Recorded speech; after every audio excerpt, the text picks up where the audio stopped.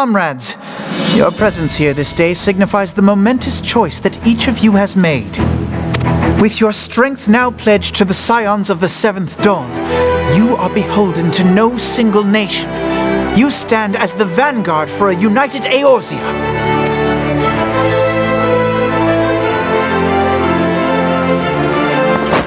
From this moment forth, I declare you Crystal Braves. Let us mend this fractured realm and face our enemies as one. Whether it be the Beastmen and their primals, or the conflict in Carteneau, it is plain that the nations of Eorzea cannot solve the problems which plague the realm. Thus does it fall to some few heroic souls to succeed where they have failed. Come, take your place at the Scion's side as guardians of Eorzea, and together we shall fight for the freedom of all! For the freedom of all!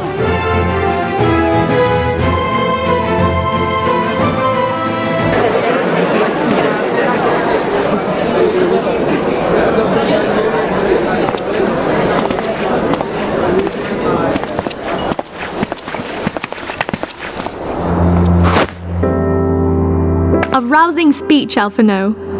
Or should I say, Crystal Brave Commander Leveilleur? Please, Antecedent. The title is honorary. I shall not be leading the troops into battle, as it were. We are of the same purpose. Let us join hands and do what must be done to save this land. The Scions stand ready.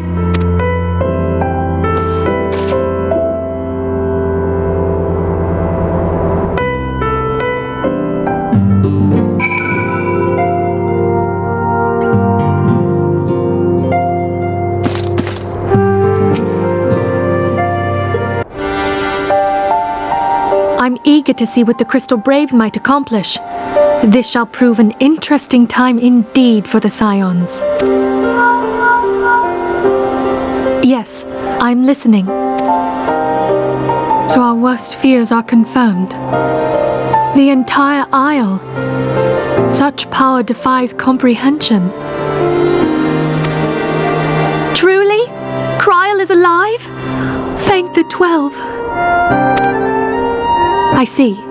Pray, inform me if her condition changes. Yes, I shall pass on your words to Urianger. My thanks. I shall contact you anon. When I learned of the loss of the Isle of Val, I dared not hope that my friend had survived. Yet, by some miracle, it would seem she has. She's still to regain consciousness, it is true, but better that than death. Putting this happy news to one side, we must now endeavor to make sense of the readings taken by the survey party. It appears the etheric disturbance which accompanied the Isle's destruction is of a magnitude alarmingly close to that of Ultima. Could the Ascians be responsible for this devastation as well? I wonder, have you heard aught from the Mother Crystal since the battle with the Garleans?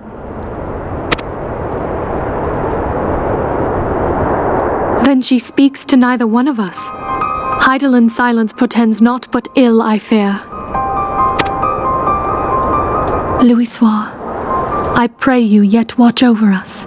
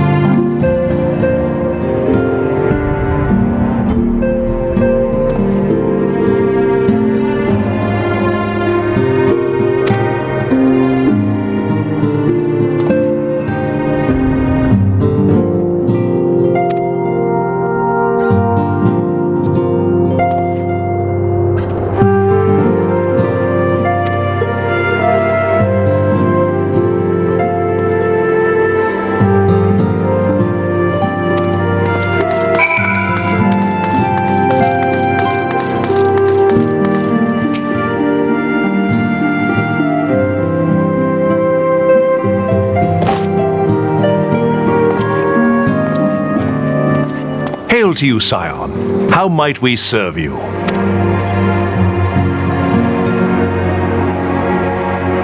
Commander Leveilleur bade you serve us? These are welcome tidings indeed. Given the sensitive nature of the task, I could not rely on one of my own.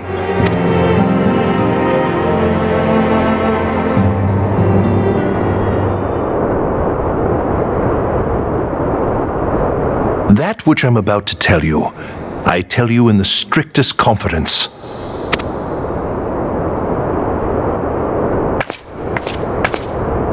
Some days ago, we received certain documents from an anonymous source. They notified us of the presence of a Garlean agent within the ranks of one of the Grand Companies. Following some discreet inquiries, we identified a suspect among the Immortal Flames, whom we detained for questioning. Alas, the man was not our agent. He was but one of many men in the agent's employ. We pressed the traitor for a name, but he had none to give. He claims never to have met his master, whom he knows only as the Ivy.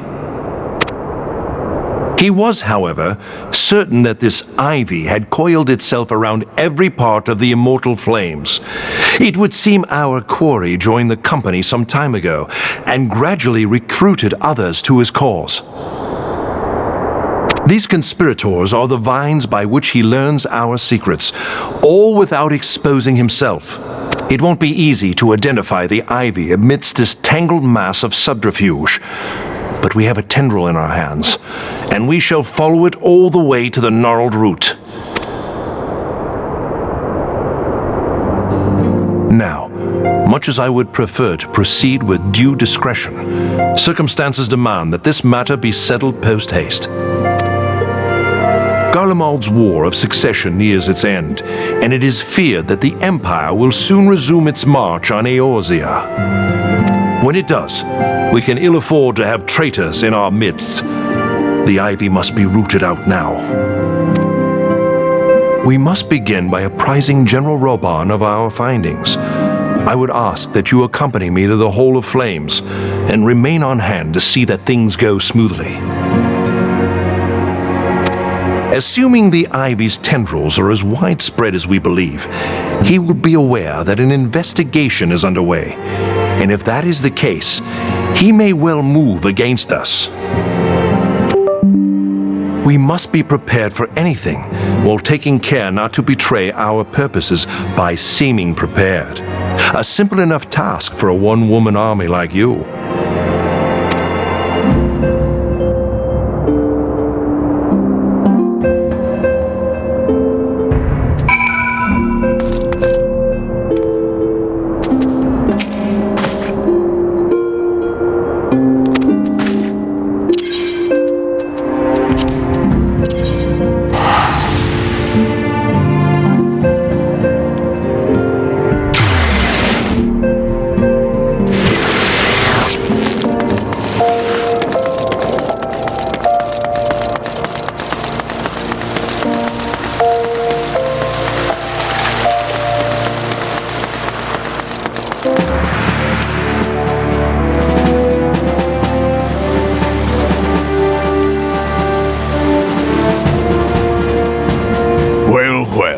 What brings you here, my friend?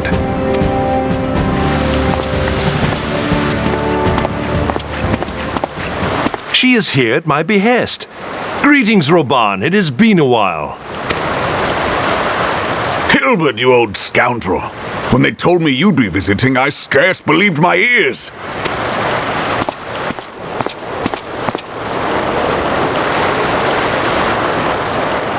But look at you! The honored captain of the Crystal Bloody Braves. Who'd have imagined, eh? Not many, but fewer still would have imagined your destiny lay in politics, old friend. Aye, we've both come far, have we not?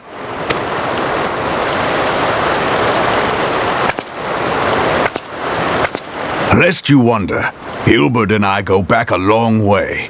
We've been friends and rivals since we were lads.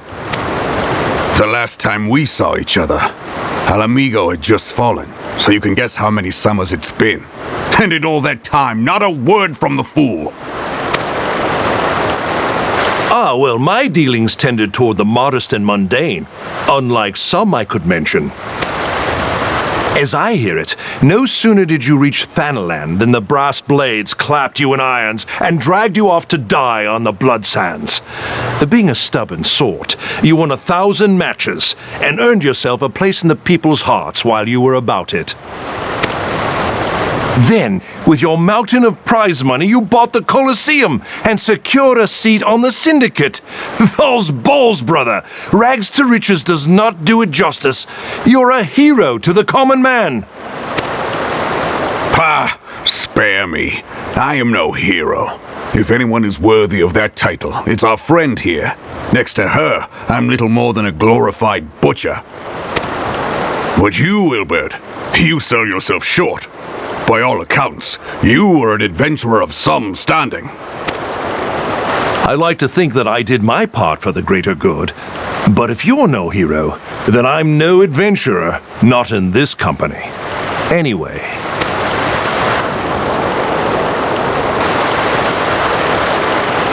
I have tidings. So there has been progress. I've let it be known that this meeting is a reunion between old friends. None will give your visit a second thought. To convene elsewhere would only attract attention. Let us speak here, in plain view of all.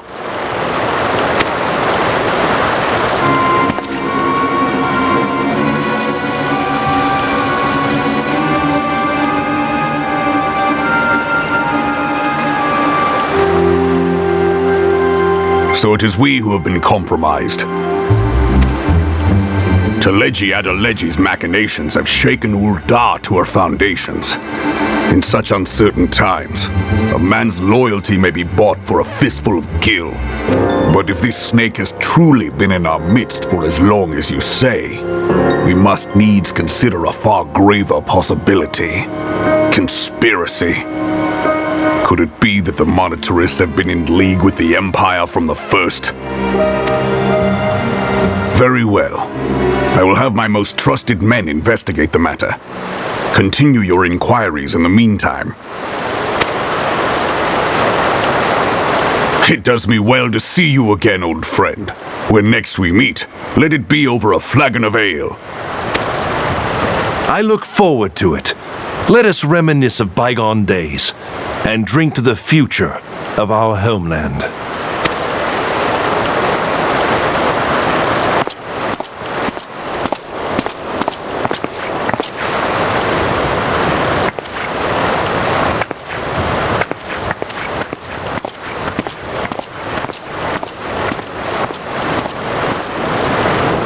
Flame General, you wear the mantle well, old friend.